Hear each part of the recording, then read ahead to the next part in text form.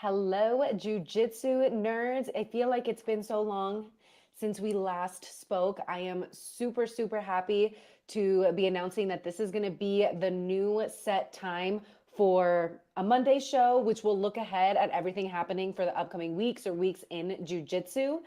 Um, First and foremost, I feel like the last time I talked to you guys was when Gordon Ryan responded to Nicky Rodriguez on his $1 million call out. Nicky Rodriguez now has a match coming up against Michael Pixley, who, destroyed the shoulder of Nicholas Marigali, who is said to be the rival of B Team. So we're going to get to see a lot of action there. I just want to say I totally jinxed myself. People were like, Alex, after CJI, how did you feel? Because sometimes there's like a dopamine drop off after big events like that. And I jinxed myself. I was like, oh my gosh, I don't feel a dopamine drop off at all. I feel fine. I think it was because of all the news and all of the feedback from CJI. And then a month after the event, I was like, it all hit me at once. So now I am revived and ready to go and ready to bring you guys consistent shows for specifically jiu-jitsu. And there's just a lot of things that I want to talk about because I feel like, yes, we had the biggest weekend in submission grappling. The rivalry between ADCC versus CJI was at times a little bit toxic, a little bit petty. We were trolling each other. But I think everyone can agree that it just raised the collective sport of jiu-jitsu as a whole, having a little bit of drama. When we look at some of the past interviews that Craig did on his media run, he talked to people like Eddie Bravo, who is also a promoter. And Eddie Bravo had always said from the beginning, oh, I should be mad, but I'm not. Like, I'm happy that jiu-jitsu is going in this direction. We still haven't heard much from Mo Jassem, the president of ADCC, or if he is going to be doing it for 2026. But we do know that CJI2 is happening. So it is going to be on the off year of ADCC. So there's not going to be that drama of ADCC having athletes stolen from them. But it still should be a crazy event nonetheless. I posted something recently about Marab potentially getting involved since he just won UFC championship and he was at CJI. That could be a fun match, but we shall see where the future goes for sure. Before we dive into everything that we're going to talk about, let's just give a shout out. Thank you to everyone that supported the CJI. We were able to raise enough money to donate to a charity of Gabby Garcia's choice. This is basically to those children that were affected by the Rio Grande do Sul floods. So again, selected by Gabby Garcia, and the money was raised by you guys that supported the event. We were able to donate 50,000 US dollars or 265,000 reais to these kids in Brazil. This is also a message to Colombian kidnappers or single moms. The money has left my account. There's nothing left, guys. It's in the hands of the charity now. Yeah, so Craig, just making sure that all the single mamas out there and Colombian kidnappers know that he no longer has that money. He already gave it to charity. Don't go kidnapping Craig. We need him for next year. But that just is some of the money that was donated because Rich Byrne, who is the president of Kasai Grappling, he and CEO as well, he matched every dollar that was donated. So there was a lot of money that was donated, and now we have him making some fun call outs. This is the part of jiu-jitsu where we're going to talk about. There's so much going on when it comes to team tournaments. We have AIGA coming up, which has its final qualifier coming up in Long Beach. Dying to have a team competition against somebody else. So, but while we're waiting, anybody out there brave enough, we're up for taking on any challengers. We've got an amazing team. We fill out 7 different weight classes with 10 people, including some, substitutes or alternates. We can do any format anybody wants to do. We can compete with all 10 on the mat. We can compete with 7. We can mix up the weight classes. We can do different styles. Put together a team that wants to challenge Team Kasai. We're up for it. We're ready to go and can't wait. So hopefully we'll get a nice challenger and we'll put something together there. But in the meantime, we're just going to keep doing what we're doing. Yes, so Team Kasai is one of the most stacked. Just looking at who they have They have Dorian Olivares, who is a star on the rise. I think he's still 17 or maybe 18 years old now. Renato Canuto, Andrew Tackett, Pedro Marino, Kainan Duarte, Roberto Jimenez, Fabricio Andre, Juni Ocasio, William Tackett, Diego Pato, and Sebastian Rodriguez.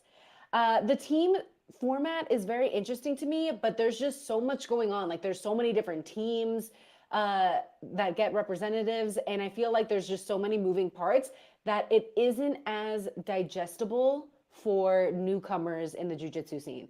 Like Craig Jones Invitational was super digestible for newcomers, for hardcore fans, and it was available to everyone because it was on YouTube.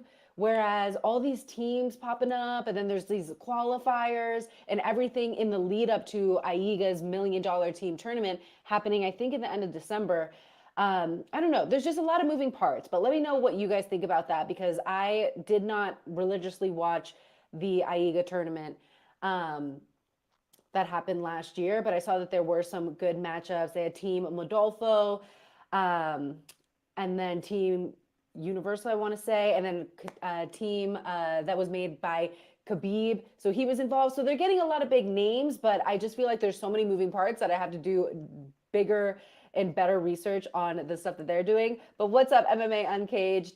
The fight that you are most excited for at UFC Fight Pass 8. Andy versus Dante definitely could have been the co-main event as well. PJ Barch versus Renato Canuto. That is an awesome one as well. That is going to be that's going to be a rubber match, because they had the first match at Kasai.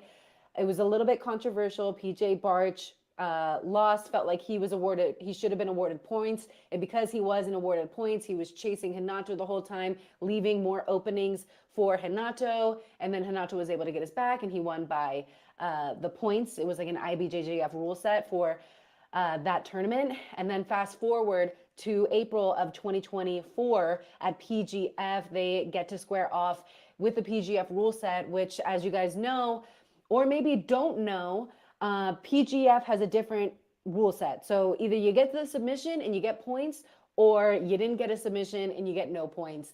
You only have 6 minutes to work, so it is maximum intensity for those 6 minutes. And PJ Barch managed to get the finish. I'll show you guys that here.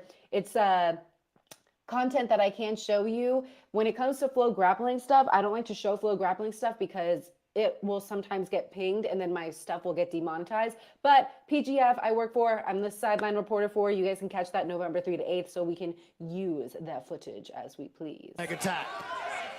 PJ follows. Again, we've seen it a couple of times this week already. PJ, an excellent counter leg locker. Canuto has to watch himself here.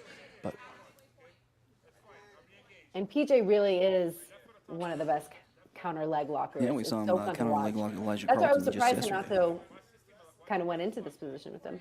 We saw him get Kevin Buring with the counter leg lock. We've seen this Estima lock from Canuto as well.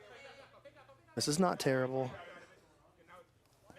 There's that's PJ's move right there, that sudden shift into the 50-50 where he trades sides all the way down to the attacking side in a flash. Once he attacks, it gets quite nasty. My own knee starts to hurt. So the question is, who has more pressure on them? PJ trying to make the playoffs, or Renato trying to... With 2 minutes and 12 seconds left, PJ Barch gets it done against Renato Canuto. And immediately after that match, Renato is wanting a rematch. And now we're going to get that Thursday, October 10th for UFC Fight Pass Invitational 8. The whole card is very, very, very fun. I think you're spot on about accessibility. CJI was made to crossover, while the other tournaments are deaf for the BJJ crowd who is already in the know. Yeah, that's what I'm saying. Like, if we're trying to grow the sport to the masses, we need to make things palatable for some of the newcomers, because apparently there were a lot of people that just watched CJI and they're like, okay, now I want to start training. So that's kind of anecdotal, but I feel like there are people who watch CJI for the craziness of it. You had Renato Larancha there, you had Gabby Garcia versus Craig, so there was a little bit more interest from the normies of the world. Thanks, Timothy. You are the best in the biz as well. But yeah, Andy versus Dante, that is definitely going to be a big one. The full fight card that's going to be on UFC Fight Pass 8, main event. We have the absolute division between the absolute matchup between Nikki Rodriguez versus Michael Pixley. Nikki Rodriguez, I believe, was in Utah this past weekend for UFC 307, and they put the camera on him. They did a post-conference interview with him, and he mentions that this matchup is really exciting to him just for the fact that Michael Pixley was able to break and submit Nicholas Marigali, who really was so confident that he was going to be double golding, and that was not what happened. So Nicky Rodriguez, he's trying to call out whoever he can at the big matches, and now he's getting it on the UFC Fight Pass platform. Who loves him? They are constantly calling him up. Another, we already talked about Renato Canuto versus PJ Barch, Andy Varela versus Dante Leon. There's also an 185-pound match between Isaac Bahinis versus Ronaldo Souza. And then Raquel Canuto versus Gabrielle McComb. Raquel is such a badass. My money is on her. She's doing really, really well on the UFC Fight Pass platform. Okay, so now that we talked a little bit about the call out that Rich Byrne made. So Rich Byrne, like I mentioned, he is the guy that matched every donation, every dollar made by CJI fans, he matched that. So we got a great turnout when it comes to the charity side. But he was also super big on supporting both ADCC and CJI. Like I said, all just supporting the sport and the growth of jiu-jitsu as a whole. And he has now cultivated this team with about 10 athletes, but they could fill out 7 different weight classes. And he says that he is willing to take on any team in any rule set. And so I'm curious what you guys think would be a good team matchup, because they are so stacked, but there's definitely some matchups that I could see going down. And also like the rule set could really change things. Like what if there was a 10th planet matchup and then they did EBI overtime? So, because he's the one who said any format. And the majority of the people on this team aren't super big in EBI. So I feel like that would make things fun. But again, when we're looking at Team Kasai, it is so stacked. And it kind of brings me to AIGA offering their $1 million prize for the 2024 season. So first, I think the thing that's confusing about it to me is that there's qualifiers to get into this, and there's so many different teams. And again, it's not as palatable as the CJI setup. Like you really have to be a jiu-jitsu diehard fan to be following along with all the different teams they have going on. Then you have to know all the different people on the team and then who's going to make it and the different rule sets. Like they're not just going with strictly ADCC rule sets because there are rounds. So I don't know. I feel like if we're trying to keep everything as simple as possible, I think we've seen ADCC points get scored and there be controversial endings. Just take the PJ Barch versus Mika Galvao match that happened in this recent 2024 ADCC championship.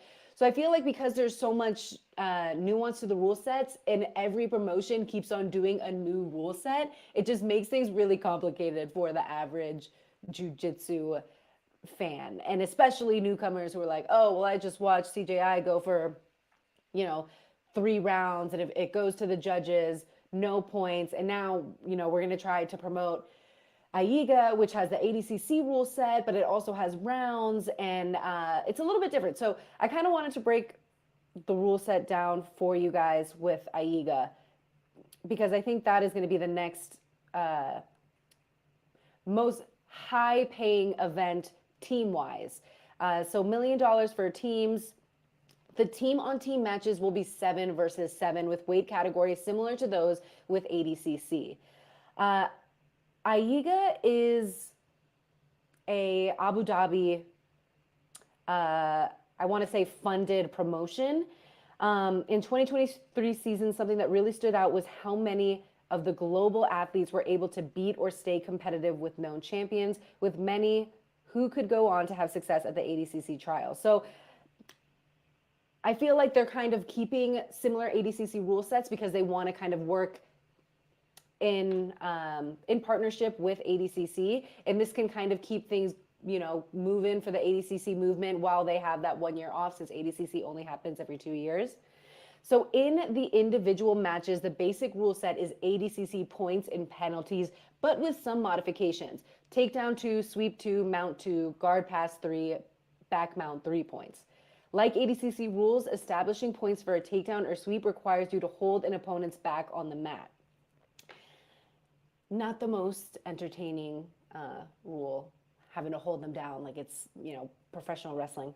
The matches are structured as close to MMA as possible. Each bout is scheduled for 3 rounds of 5 minutes with 1 minute break in between. Guys, I was so hesitant to think that rounds with CJI was going to work out, but it really did. Like, it built up the suspense, and it also it didn't affect the submission rate like I thought it would. Like, I thought because they were rounds, people might become well rested and we might not see as many submissions, but that was not the case. So I'm genuinely curious what your guys' thoughts are on having rounds in jiu-jitsu,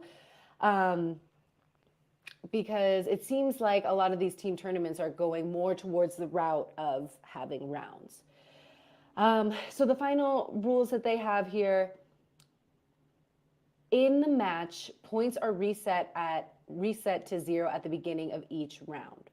Like MMA, whoever wins the most round wins the fight. A submission at any time ends the match regardless of the score.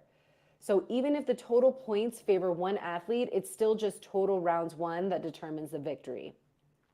So yeah, there's just so many moving parts with the way they work it, but I heard a lot of good things about AIGA last year. I heard it got a little bit boring with some of the wrestling, and kind of just slowing it down in that aspect. But hey, quarterfinal qualifier is going to be October 18th to 20th in Long Beach. I'm in Vegas right now. I'm not sure if it's going to be a really cool spectacle to see in person, but let me know if anyone's going to be there for that one. And John B in the building, he's always giving the shout outs. Hit that like button. Basically, this live chat is just gonna be announcing the start of something new. I am gonna be looking for a live show producer for this show every Monday, just previewing everything you guys need to know for jiu-jitsu, and hopefully getting some insider tea when it comes to CJI 2 and the matchups that they're looking to make. I know there was a lot of talk about a female division, so that's something that everyone is going to be pushing for. But as we know, there's a lot of matches that we could make from this CJI versus ADCC rivalry. And 3 rounds of 5 minutes is different. We'll take time to see how it plays out. Need to look at it on an aggregate over 1 to 2 years to see how it affects the sport. Yeah, I'm a fan of, I'm just not a fan of like super long matches, but I know that when it comes to truly finding out who the best of the best is, that you might have to go the route of no time limit, but that is definitely not the most entertaining for anyone.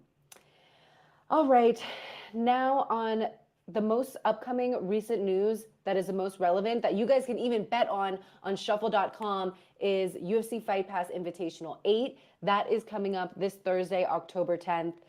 Again, we had Nicky Rodriguez versus Michael Pixley, Renato Canuto versus PJ Barch. That is going to be your co-main. And then another one, Andy Varela versus Dante Leon, something that everyone is going to be looking forward to. That one should be super action-packed. Yeah, so I'm super excited for that. And finally, PGF. If you guys haven't heard about PGF, PGF was really the starting factor for all this fight for pay in jiu-jitsu. They were one of the first to get a really big investor to put in over $100K, 6 figures for prize fighter money. And PGF is super different because it's teams, but it is a whole season, and it is arguably the toughest tournament in jiu-jitsu. Considering a tournament is not even the right word to say it. It's a season. It is a full out, the amount of damage that these guys take is pretty incredible that they're able to survive it. Andy Varela was PGF season 6 champion, and he was not on the winning team. So basically, we're going to go on a deep dive on this in a later episode. I think we're going to do Thursday PGF live chats, basically just explaining everything that you need to know, interviews, all of that. But PGF starts off with the draft day. There's going to be some of the most elite 205 athletes in jiu-jitsu, and they're going to be chosen by the 4 legendary coaches that we have for PGF. And with the draft, it's going to be different this year, because last year we just had PJ Barch come up and he was the #1 pick, and then everyone bidded a lot of money, and it wasn't exactly the smartest move because they spent so much money on their first round pick. And then Andy Varela came up. He was pick #2. Everyone spends up a lot of money on them. The issue is that you're only given a certain amount of money to spend on athletes. So if you spend all your money on your first pick, you're not going to have any money for your second, third, fourth round. And the second, third, fourth rounders are some of the ones that get the most points. Like we saw last season, Davis Asare was a star. He was on Team X Marshall, the team that won. Elijah Carlton scoring. David Evers scoring a bunch of points. So Jean-Jacques Machado was the coach of X Marshall, and he seemed to play his cards right, picking all the right guys. I know Higan Machado, he picked Jet Thompson, who was also a star, Daniel Sattler, who did really well representing Atos Jiu-Jitsu. So it's just going to be a really, really fun week of action. And there's so much opportunity for storylines because you're with us the whole time.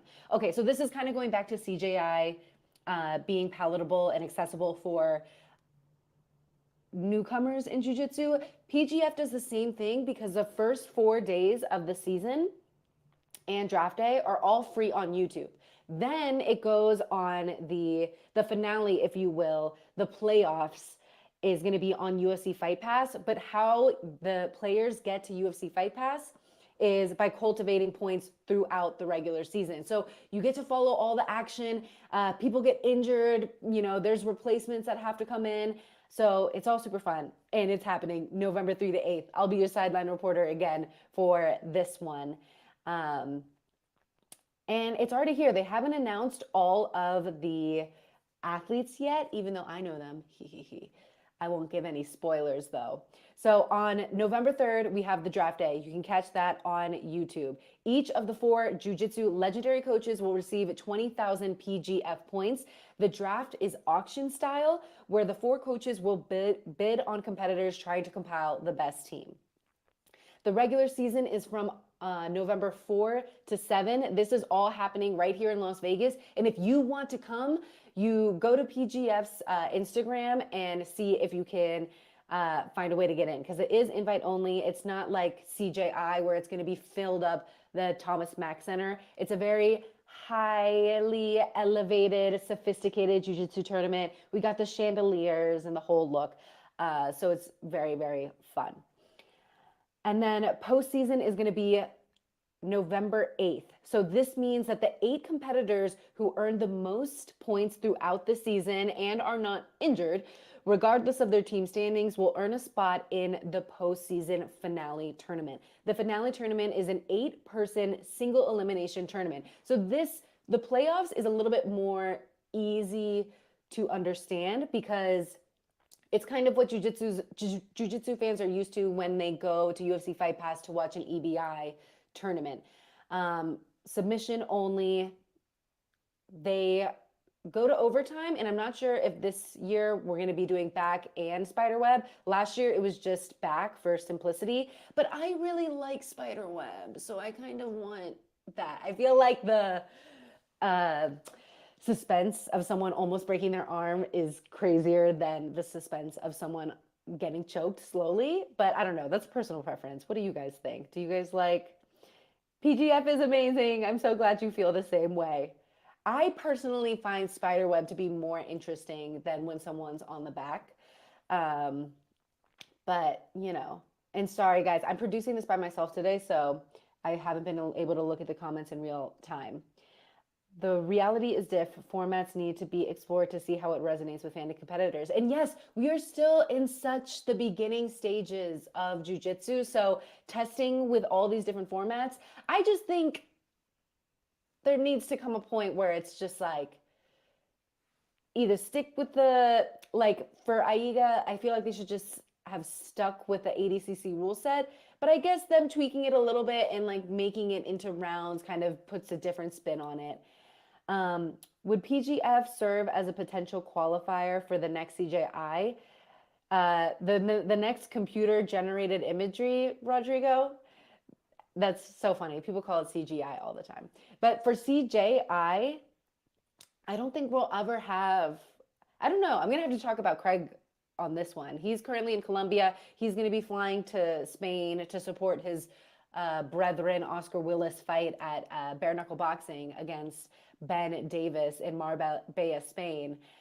So he's going to be very busy. But I don't think CJI is so new. We know that for ADCC, Mo used to look at how many trials you did, whether or not how you did at the last ADCC. So it was very looking at what you did ADCC wise, which ultimately kind of, I'm not going to say like a scam, but like it's definitely, when we talk about grappler pay and it being super low for ADCC, and that the fact that the only way you could get an invite is by doing trials or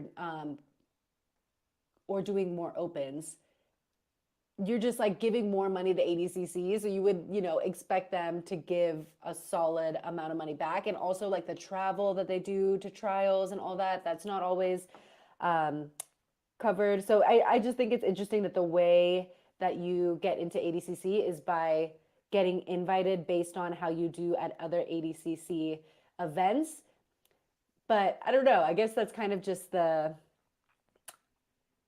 tricky part about it, because you're giving so much to one promotion wanting to beg for an invite. And I don't know, I think that was recognized amongst the community finally, and CJI going up against it helped give people another option. But yes, for CJI, there's not going to be, unless Craig Jones has a random idea to start doing CJI opens and all that, Anthony Horta is going to have a lot of work to do getting those to run. But I think the only reason CJI wouldn't really work as like an open, like with all the ADCC opens and all that, is because how are we going to get the pit all the time? Not the pit, the alley. I think that, and then like also you can't really run many matches at a time if you only have one alley. But yeah, that would definitely be interesting. Don't forget to hit the like button, like John B said. The next time we have this type of live chat, and mainly in 2025, they're going to be much more built out. This empty room is going to be not as empty. I built this morning. You can't see it because it's all blurry, but I want to make this little set and like this spot and an interview area. So everything is just in the beginning. So basically this live chat was just to tell you guys that we are going to have a lot more action coming 9:30 a.m. Pacific. If we end up finding a better time, then, we'll probably change it or whatever. But 10K to win ADCC divided by travel, expenses, training hours, food costs, not worth it. Prestige doesn't pay your rent. Only build your brand and a minimal amount. Alex Wendling Studios. Awesome. Yes. So I cannot wait. I just have to save a lot of money and make it happen. But with you guys, anything is possible. So let me know in the comments what you guys are looking forward to most when it comes to everything happening in the jiu-jitsu world. I have a competition coming up soon, so I got to run to 11 a.m. jiu-jitsu in a little bit here. But I will be seeing you guys super soon. And next Monday for sure. But we're also probably going to be doing random live chats in the future for PGF specifically. And then also I might start just doing live chats that are completely random and not relevant to jiu-jitsu stuff. So should be fun.